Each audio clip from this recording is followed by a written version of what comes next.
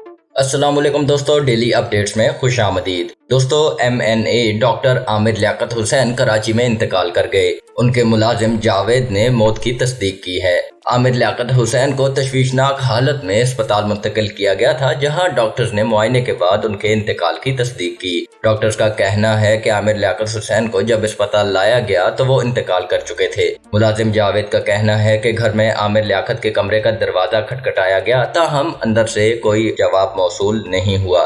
आमिर लियाकत हुसैन अपने आबाई घर खुदादाद कॉलोनी में मौजूद थे। घर पर मौजूद मुलाजमीन दरवाजा खोलकर अंदर दाखिल हुए तो वो बेहोश हालत में बिस्तर पर मौजूद थे, जिसके फौरी बाद उन्हें अस्पताल मुंतकिल किया गया। मुलाजिम जावेद ने बताया कि गुज़िश्ता शब आमिर लियाकत ने सीने में दर्द की शिकायत भी की थी, जिस पर उन्हें अस्पताल चलने का कहा गया, ताहम उन्होंने इनकार कर दिया और फिर सुबह उनके कमरे से चीखने की आवाज भी सुनाई दी थी। दूसरी जानिब आमिर लियाकत के इंतकाल के बाद कौमी असम्बली का इजलास कल शाम 5 बजे तक मुलतवी कर दिया गया है। अब तक के लिए इतना ही दोस्तों। मजीद वीडियोस के लिए मेरे चैनल डेली अपडेट्स को सब्सक्राइब कीजिए और बेल आइकन पे क्लिक कीजिए ताकि मजीद आने वाली वीडियोस आप तक सबसे पहले पहुंच सकें। अल्लाह हाफिज।